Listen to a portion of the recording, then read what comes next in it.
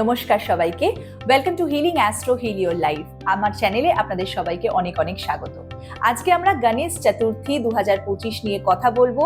এই দিনে আপনারা কিভাবে পালন করবেন গণেশ চতুর্থী, কিভাবে আপনারা এই দিনের লাভ পেতে পারেন, কিছু স্পেশাল টোটকা আপনাদের সাথে শেয়ার করব, যাতে যারা পড়ুয়া বাচ্চারা রয়েছেন, যারা চাকরির জন্য চেষ্টা করছেন বা ব্যবসায় কোনো রকম উন্নতি হচ্ছে না, তারা এই দিনের লাভটা এই বছরে অবশ্যই পেতে পারেন। গণেশ ঠাকুর হচ্ছে সিদ্ধিদাতা, ঋদ্ধি সিদ্ধিদাতা গণেশ, এবং তার কাছে একটা ভান্ডার রয়েছে আমাদেরকে অনেক কিছু দেওয়ার। আমরা সেই লাভটা কিন্তু নিতে চাই। এবং 2025-এর একটু তিথিটা জেনে নেই কবে পড়ছে। 2025 আমাদের যে গণেশ চতুর্থীর যে তিথি শুরু হচ্ছে সেটা হচ্ছে 26শে আগস্ট 2025 থেকে শুরু করে, যেটি মঙ্গলবার পড়ছে 12:53 PM থেকে শুরু করে 27শে আগস্ট 2025 2:20 PM মানে দুপুরবেলা অবধি এই তিথি থাকছে। এবং 27শে আগস্ট পড়ছে বুধবার। এই বছরের গণেশ চতুর্থী কিন্তু 27শে আগস্ট 2025। তাহলে বুধবার যেহেতু পড়ছে, আমরা সবাই জানি বুধ দেবতার কিন্তু বারটাই হচ্ছে বুধবার, গণেশের বার হচ্ছে বুধবার। তার মানে গণেশের একটা খুব স্পেশাল ইভেন্ট হতে চলেছে এই বছরের এই গণেশ চতুর্থীতে। সেম ডেতে কিন্তু পড়েছে। আমাদের উদয় তিথি অনুযায়ী আমরা 27শে আগস্টটাকেই কিন্তু গণেশ চতুর্থী হিসেবে কনসিডার করে নেব। এরপরে আমাদের কি কি করণীয় রয়েছে, আমরা কি কি করতে পারি। সব থেকে প্রথমে বুধের কালার হচ্ছে গ্রিন কালার। আমাদের সবসময় গণেশ চতুর্থীর দিন গ্রিন কালারের ড্রেস পরা, গ্রিন কালারের দ্রব্য ইউজ করা, এটাতে কিন্তু আমরা একটা কালার থেরাপি হিসেবে খুব শুভ বলে মনে করব। এবং এই দিন আমরা গ্রিন কালারের জামা কাপড় পরবো, পুজো করব গ্রিন কালারের জামা কাপড় পরে। এরপরে দুব্বর কিন্তু আলাদা একটা ইম্পর্টেন্স রয়েছে। গণেশের পুজোতে দুব্ব লাগেই লাগে। আপনারা দুব্বর একটি মালা করতে পারেন। যেমন ধরুন, আপনারা 11টি দুব্ব বা 21টি দুব্ব বা 108টি দুব্ব কিন্তু আপনারা নিতেই পারেন, সেটা আপনার উপর ডিপেন্ড করছে, কিন্তু সেটাকে একটা মালা বানিয়ে তাকে নিবেদন করা যেতে পারে। এরপরে শিবকে অভিষেক দেওয়া এই দিনে কিন্তু অত্যন্ত লাভদায়ক এবং শুভ। নেক্সট যেটি হচ্ছে তার পছন্দ নানা রকমারি খাবার। আমরা সবাই জানি যে গণেশজির খুব প্রিয় হচ্ছে মোদক, লাড্ডু এবং কলা। তার মানে আমরা এই জিনিসগুলো কিন্তু তাকে অবশ্যই নিবেদন করব আমাদের প্রসাদে। তার সাথে সাথে সুপারি আর পান আমরা রাখবো এই দিন। এরপরে পৈতেও কিন্তু আমরা গণেশ ঠাকুরকে দেই, এবং খেয়াল রাখতে হবে সেই পৈতেটা যেন সাদা কালারের না হয়।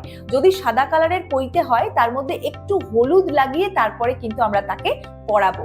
আর হলুদ কালারের পৈতে যদি পাওয়া যায় আপনাদের কাছে, যদি থাকে, তাহলে তো খুবই ভালো। এরপরে হলুদ কালারের ফুল, লাল কালারের ফুল কিন্তু আমরা ইউজ করব। সাদাতে ফুল আমরা একটু অ্যাভয়েড করে যাব, কেন কি চন্দ্রের কালার যেহেতু সাদা, চন্দ্রের সাথে বুধের একটি আলাদা রকম নেগেটিভ সম্পর্ক রয়েছে। তো সেই জন্য আমরা এটাকে একটুখানি খেয়াল রাখবো। এর সাথে সাদা চন্দন নয়, লাল চন্দন আমরা ইউজ করব পুজোতে। আপনি কিন্তু গণেশ ঠাকুরকে অভিষেক দিতে পারেন। এবং কিভাবে দেবেন, যদি আপনার কাছে মূর্তি থাকে তাহলে আখের রস দিয়ে তাকে অভিষেক করা। যদি ফটো ফ্রেম থাকে, একটুখানি আপনি কি করবেন, সেই আখের রসের মধ্যে ফুলটাকে ডুবিয়ে তার ছিটেটা আপনি সেই ফটো ফ্রেমে দিয়ে দেবেন এবং তারপরে মুছে দেবেন। আখের রস গণেশজির অভিষেক করা কিন্তু খুব একটা লাভদায়ক এবং শুভ। এরপরে আপনি এই দিনে প্রসাদ কি দেবেন, একটা স্পেশাল প্রসাদ যেটা আপনি বানাতে পারেন, গোটা মুগ ডাল, তার সাথে একটুখানি আখের গুড়, এটাকে মিক্স করে একটা প্রসাদ আপনি বানাতে পারেন। এবং সেই প্রসাদ সবাইকে আবার কিন্তু বিতরণ করতে পারেন, এবং পাখিকেও এই প্রসাদ খাওয়াতে পারেন। নেক্সট সেটা হচ্ছে একটা পুটলি বানাতে হবে আপনাকে। একটা গ্রিন কালারের রুমাল নিতে হবে, এবং ওই রুমালের মধ্যে আপনাকে গোটা ধনে, 5টি এলাচ আর 5টি সুপারি, এটা একটা রামবাণ উপায়, যেটা আপনি এই পুটলিটা বা এই রুমালটা যখন পুজো হচ্ছে গণেশ ঠাকুরের সামনে রেখে দেবেন। এই জিনিস দিয়ে, গোটা ধনে, 5টা সুপারি আর আপনার 5টা এলাচ, এই জিনিসগুলো আপনি যখন রেখে দিচ্ছেন, পুজো হওয়ার পরে সেই পুটলিটাকে আপনি আপনার ক্যাশ বাক্সে রেখে দিতে পারেন। যারা ব্যবসা করছেন, যারা পড়াশুনো করছেন, তারা তাদের পড়াশুনোর আলমারিতে রেখে দিতে পারেন।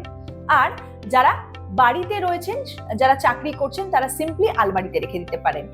এই উপায়টা করার একটাই উদ্দেশ্য যে ঋদ্ধি সিদ্ধি বেড়ে যাওয়া, পড়ুয়া বাচ্চাদের কনসেন্ট্রেশন, তাদের বুদ্ধিটাকে বৃদ্ধি করানো।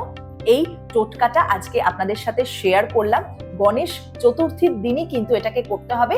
1 বছর রেখে তারপরে প্রবাহিত জলে কিন্তু সেটাকে দিয়ে দিতে হবে। আবার পরের বছর সেম ভাবে এই টোটকাটা আপনারা করতে পারেন। আর একটি জিনিস, সেটা হচ্ছে যাদের রিলেশনশিপে প্রবলেম চলছে, যাদের কোনো রকম ভাবে রিলেশনশিপটা ভালো যাচ্ছে না, তারা একটু কেশর নেবেন। কেশর ঠিক পুজোর সময় ঠাকুরের সামনে রেখে দেবেন এবং সেই কেশরের যে ডিব্বিটি রয়েছে, যে কৌটোটি রয়েছে, যেটা আপনি নিবেদন করেছিলেন, সেই কৌটোটা আপনি একটু সিঁদুরের মধ্যে লাগিয়ে লাগিয়ে সেই সিঁদুরটি লাগাবেন।